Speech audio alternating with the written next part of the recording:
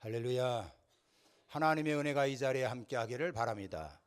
자, 오늘 설교의 제목은 주님의 은혜를 누리자 하는 것이고요. 본문 말씀은 갈라디아서 2장 11절로부터 16절이 되겠습니다. 요즘에 홍콩에서 맥난민, 이 말이 맥도날드 난민이라고 하는 말인데 이런 이야기가 등장을 했습니다. 에어컨이 빵빵 나오는 맥도날드 매장에서 무더위를 보내는 사람을 말합니다.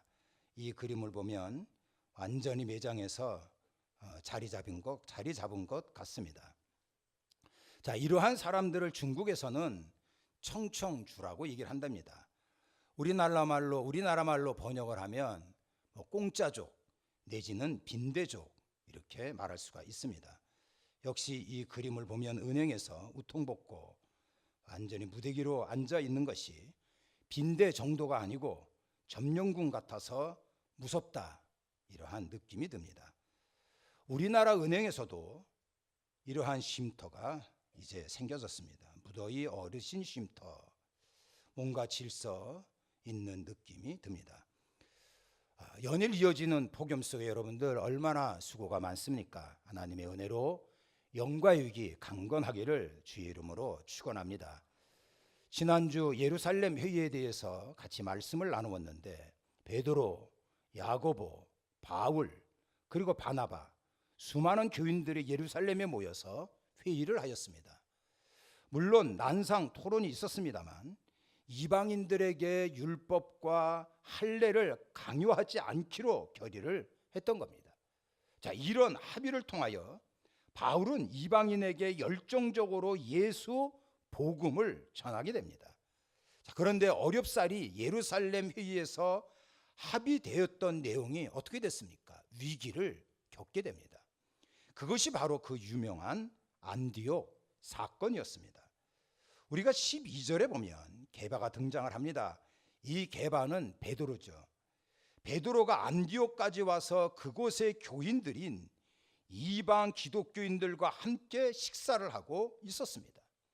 한번 생각을 해보십시오. 초대 예루살렘 교회 최고의 수장 베드로 아닙니까?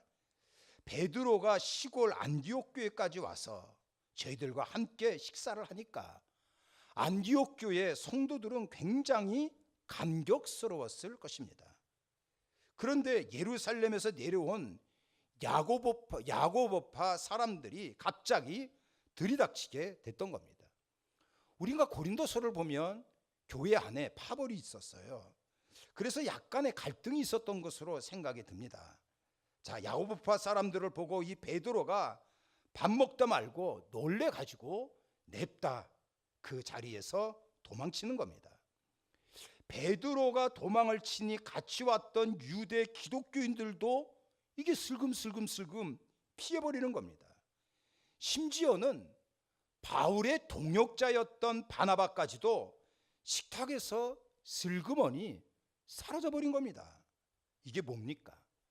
아니, 이방인과 같이 밥 한 끼 먹는 것이 뭔 죽을 죄라고, 베드로 초대교회에서 자기 체면 지키는 것이 그렇게 중요하다고 이제 믿기 시작한 이방 신자들 앞에서 밥 먹다가 사라져버린 겁니다. 이 광경을 봤던 사도 바울은 승질이 난 거예요. 그래서 베드로를 강하게 책망을 합니다.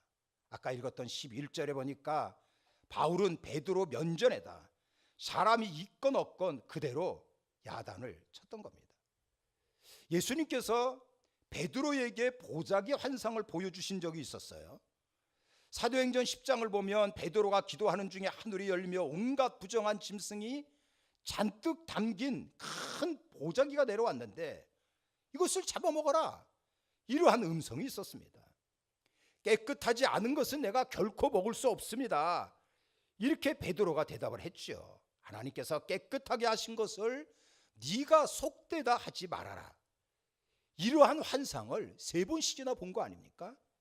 이후에 이방인 고넬료 집에서 복음을 전하게 되었는데 이방인 이 사람에게 성령 강림이 임하는 걸 보고 굉장히 놀랬던 겁니다. 이러한 역사를 경험했음에도 불구하고 베드로는 밥 먹다 말고 도망친 겁니다. 이방인 전도하려고 그렇게 목숨을 걸고 헌신한 바울은 뭐가 되는 겁니까? 같이 밥 먹던 이방인들은 또 뭐가 되겠냐 하는 거예요. 14절에 보면은요, 베드로는 이렇게 바울에게 책망을 받습니다. 유대인이라고 하는 자기들은 율법대로 살지 못하고 이방인같이 살면서 어떻게 이방인들에게 유대인같이 살려고 무거운 율법의 짐을 강요할 수 있느냐? 당신들은 복음의 진리를 따라 행하지 않고 있습니다. 이렇게 말하고 있는 거 아닙니까? 여러분, 복음을 얘기하고 있어요. 복음이 뭡니까? 복음이라고 하는 것은 모든 사람은 죄인이다. 죄인은 자기 스스로 구원받을 수 없고 죄와 죽음의 문제를 해결할 수가 없다. 그래서 하나님께서 구원자 예수님을 이 땅에 보내셨고, 예수님께서 우리를 대신해서 십자가에 달려 죽으시고 부활하셨다. 그래서 그러한 예수님을 믿고 구세주로 영접하면 하나님 앞에서 의롭다함을 인정받는다.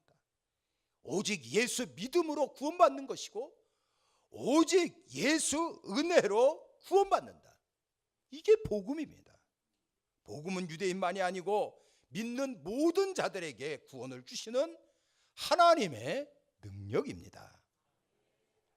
여러분들 16절 말씀을 봐보십시오. 이 16절은 상당히 본문에서 중요한 내용인데요, 상당히 긴 내용입니다만 여기에 보면 우리가 그리스도 예수를 믿는다고 그랬어요. 또 우리가 율법의 행위로서가 아니다라고 말하고 있어요. 우리라는 말이 두 번이나 언급되고 있지 않습니까? 이 말의 뜻은 무엇인가 하면은요, 유대인 당신들 이방인들과 별반 다를 것 없는 똑같은 죄인이다. 그런데 뭔가 특별한 것처럼 교만에 사로잡혀 있어가지고 아니 밥을 같이 먹지 못할 정도로 이방인들이 그렇게 큰 죄인이냐? 이제 믿으려고 하는 저희들에게 낙담 주지 말아라. 유대인 당신들도 예수 믿음으로 의롭다함을 얻을 수 있다고 외친 내용이 바로 이 말씀입니다. 이 말씀을 여러분들 유심히 보면 이런 얘기가 있어요. 율법의 행위에서 말미암이 아니고 또한 율법의 행위로는 의롭다함을 얻을 육체가 없다라고 언급하고 있습니다. 그렇습니다. 인간의 그 어떠한 행위, 그 다음에 출생선분, 이거 가지고 하나님을 기쁘게 할 수 없습니다. 구원받지 못합니다. 하나님의 아버지 되시고 영생을 얻게 된 것은 자기의 힘과 능력으로 된 게 아니고요, 오직 예수 십자가 때문에 가능하게 된 것입니다. 우리의 살 길은 예수 십자가밖에 없어요. 오직 예수 십자가입니다. 예수 십자가만이 나의 삶의 전부라고 여러분들 믿음으로 선포하며 나가십시오. 이전보다 더 큰 역사를 보게 될 것이고, 그리고 승리의 깃발을 날리게 될 것입니다. 그럼 우리는 이렇게 생각할 수가 있어요. 아니 그러면 헷갈리는 율법을 왜 하나님께서 주셨습니까? 율법과 복음의 이 관계가 무엇입니까? 이렇게 생각을 해볼 수가 있거든요. 우리가 로마서 7장에 보면 이러한 말씀이 있습니다. 남편이 있는 여인이 그 남편 생전에는 법으로 그에게 매인바되나 만일 그 남편이 죽으면 남편의 법에서 벗어난다. 여기에 옛 남편은 폭군 남편으로 율법입니다. 폭군 남편 율법 아래는 자유가 없었어요. 그래서 힘든 규칙을 만들어 놓고 어긋나면 바로 징계가 들어옵니다. 아내가 늦잠을 자면 두들겨 패고 밥 태우면 몽둥이가 날아옵니다. 요즘 이런 남편은 사망이지요. 그러나 그때 당시에 여자가 먼저 이혼 청구를 하면 경천 동지였어요. 하늘과 땅이 놀래 자빠질 일이었습니다. 그러다가 폭군 남편이 죽어버렸어요. 새로운 남편을 맞이했습니다. 새 남편이 바로 예수님이셨어요. 그러니까 예수 그리스도께서 오셔서 율법으로부터 해방을 주시고 참된 자유함을 주셨다는 겁니다. 바울은 이렇게 남편 예화를 들어서 복음과 율법의 관계를 우리에게 설명하고 있는 거예요. 여러분들 학교 졸업한 지 오래되셨죠? 제가 시험 문제를 하나 내겠습니다. 시험이라고 여러분들 굳어질 필요 없어요. 굉장히 쉬운 문제입니다. 저를 쳐다보세요. 천국 가려면 어떻게 해야 합니까? 1번, 착한 일 많이 해야 된다. 2번, 예수님 믿는다. 3번, 율법 지켜야 한다. 4번, 예수님 믿고 율법도 지킨다. 정답은 2번입니다. 예수님 믿어야 구원이지요. 자, 그런데 바로 4번, 예수도 믿고 율법도 지키는 이러한 사람들이 의외로 많다는 거 아닙니까? 행위가 아니고 오직 예수 그리스도의 믿음으로 구원을 얻는 거예요. 우리도 아리까리 안 돼. 태어날 때부터 율법에 젖어 있던 유대인들은 이게 정리가 안 된 거예요. 그래서 바울이 로마서 7장에 역시 또 이러한 이야기를 했어요. 자, 그런즉 우리가 무슨 말을 하겠느냐? 율법이 죄냐? 아니다. 율법으로 말미암지 않고는 내가 죄를 알지 못하였다. 이렇게 말하고 있어요. 이 율법이라고 하는 것은 죄를 깨닫게 해주는 도구였다는 거예요. 율법이 아니고는 죄를 알지 못했다. 이렇게 바울이 고백하고 있는 겁니다. 예전에는요, 우량아 선발대회가 있었어요. 여러분들 기억하시죠? 제가 초등학교 때는 우등상, 개근상 이것 말고 건강상도 있었어요. 그래서 못 먹고 못 살던 시절에 모두가 빼빼서 이게 배가 볼록 나오는 배불튀기가 되면 볼 것 없이 우량아가 됐고 건강상을 받았어요. 요즘은 누구나 혐오하는 뱃살이지요. 그런데 예전에는 부와 건강의 상징이 됐다는 거예요. 지금의 배불뚝이는 건강의 적신호입니다. 그리고 보기도 좀 그렇잖아요. 설교하는데 뱃살 얘기한다 그래서 배에 힘줄 필요 없어요. 여러분들의 배는 아름답습니다. 자, 체중 줄이기로 맘먹은 사람들 저울 위로 올라가는 빈도가 작게 마련이죠. 하지만 저울에 올라간다 그래서 체중이 줄지 않는 겁니다. 저울이라고 하는 것은 체중을 알려주는 역할을 할 뿐이에요. 율법의 역할도 이와 같은 겁니다. 적나라하게 자기의 죄성이 드러나는 거예요. 그런데 어찌할 수 없어서 전전긍긍하게 되는 겁니다. 바울이 갈라디아서 2장 19절에 보면 내가 율법으로 말미암아 죽었다 이렇게 얘기하는 이유가 바로 여기에 있는 겁니다. 이렇게 죄 때문에 전전긍긍하고 있는데 하늘에 역사가 나타났잖아요. 그 역사가 뭡니까? 칭의라는 겁니다. 예수 그리스도의 이름으로 의롭다함을 얻었다는 거 아닙니까? 이 말이 어디 나오는지 압니까? 오늘 본문 중에 16절에 나오는 거예요. 그래서 이 16절이 상당히 중요한 겁니다. 그리스도를 믿음으로써 의롭다함을 얻으려 함이라. 이게 칭이거든요. 칭이라는 것은 법률적인 용어입니다. 죄가 없다고 완전히 판결 내린 거예요. 예수 그리스도께서 우리를 향하여 넌 죄 없어, 너는 의인이야 이렇게 선언하셨어요. 예수님께서 만왕의 왕이신데 그 선언을 누가 번복할 수 있겠냐고요. 진짜 이 칭이라고 하는 것은요, 깜으로 칠 정도로 엄청나게 좋은 축복입니다. 여러분, 나가사키 짬뽕을 드셔보신 적 있습니까? 사실 이 나가사키 우리 민족의 애환이 있는 장소입니다. 정류재란 때 끌려간 조선인들이 10만에서 많게는 50만 정도였다고 얘기합니다. 그렇게 많은 조선 백성이 사라졌음에도 불구하고 궁중에 있는 벼슬아치들은 파악조차 못하고 있었어요. 전 세계에 팔려가기 위하여 조선 노예들이 대기했던 곳이 나가사키입니다. 밤마다 포로들의 통곡 소리가 바다와 산을 진동시켰다. 이것이 일본의 승려의 기록이었어요. 진짜 처참했습니다. 짐승같이 끌려갔고요. 조금이라도 아프면, 이게 아프면 노예의 값어치가 떨어지니까 그냥 인정사정 없이 바닷가에 내 던져버렸어요. 매 맞아 죽고. 얼마나 처참했는지 모릅니다. 자, 그런데 우리가요, 바로 우리가 조선 노예보다 더 징글맞은 마귀의 종이었습니다. 이게 마귀놈에게 지배당해가지고 질질 끌려다니며 온갖 고생하다가 지옥 형벌 받는 자가 우리들이었다니까요.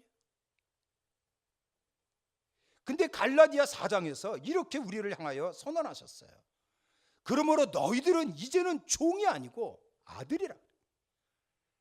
하나님의 나라 유업을 받을 자라고 선언한 거 아닙니까? 마귀의 종이었는데 하나님께서 우리를 너무나 사랑하사 독생자 예수 그리스도께서 십자가에 달려 죽으시고 부활하심으로 우리는 살아났고 하나님의 자녀가 됐습니다.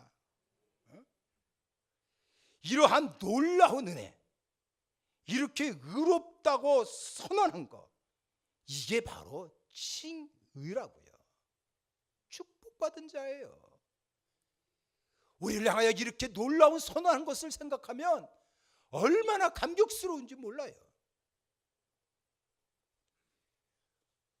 하나님 아버지께서 죄인인 우리에게 너무나 멋진 구원이라고 하는 승용차 한 대를 다 주셨어요. 승용차 한 대를 받았으니까 얼마나 자랑스러워요. 날마다 차를 닦고, 그리고 사람들에게 내가 하나님 앞에 이러한 멋진 차를 선물 받았다 막 자랑도 하고 그렇습니다. 근데 승용차를 이게 타고 운전할 생각을 안 하고 그냥 뒤에서 손으로 낑낑 밀고 있는 거예요. 그래서 물었어요. 아니 왜 차를 밀고 다닙니까? 운전하고 다니셔야지요. 그랬더니 이 사람이 하는 말이, 하나님께서 선물로 주신 것인데 그냥 편하게 다니면 너무 염치가 없어서 내가 지금 이거 밀고 있는 중이라고.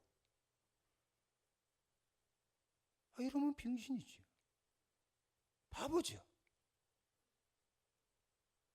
편안하게 차 안에서 운전하며 누려야 하는 거 아닙니까? 구원받는 우리들이 언제까지 묶여 있어야 합니까?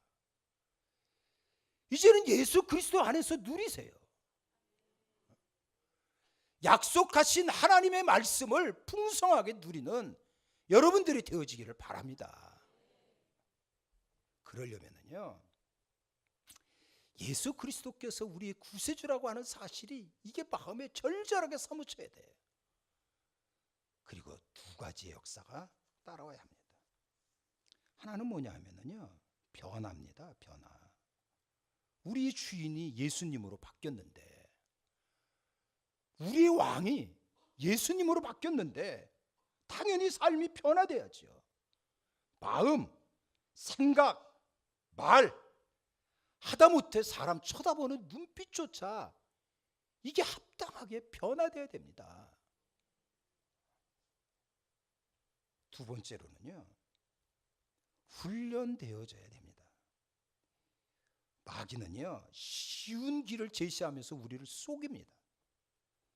예수님께서 광야에서 시험을 3가지 받으셨어요. 근데 3번째 시험이 뭐냐 하면 절 한번 꾸벅하면 천하만국을 주겠다 그랬어요. 얼마나 쉽습니까? 근데 그게 망하는 거예요. 쉬운 것은 대부분 엉터리입니다. 텔레비전 보는 것이 힘듭니까? 그냥 멍 때리고 앉아 있으면 돼요. 텔레비전 10시간 누구나 할 수 있습니다만 기도 10시간 어렵잖아요. 가치 있는 모든 일은 쉽지 않은 거예요. 말씀 훈련, 기도 훈련, 전도 훈련 어렵습니다만 이것이 나를 그리스도 안에서 자유롭게 만드는 거고요, 풍성한 능력의 삶을 허락하는 거예요. 참된 기쁨과 그리고 평안을 누릴 수가 있는 것입니다. 이제는 여러분들 그리스도 안에서 평안을 누리시는 자가 되길 바랍니다. 예수 생명을 믿으시고 변화되어진 삶, 훈련 기쁘게 감당하십시오. 그래서 잘되고 형통하고 승리하는 자가 되기를 우리 구주 예수 그리스도의 이름으로 축원합니다. 축원합니다. 이제는 우리 구주 예수 그리스도의 은혜와 하나님 아버지 극진하신 사랑하심과 성령님의 위로와 교통하심이 예배드린 우리 모두에게 영원히 함께하옵기를 간절히 축원하옵나이다. 아멘.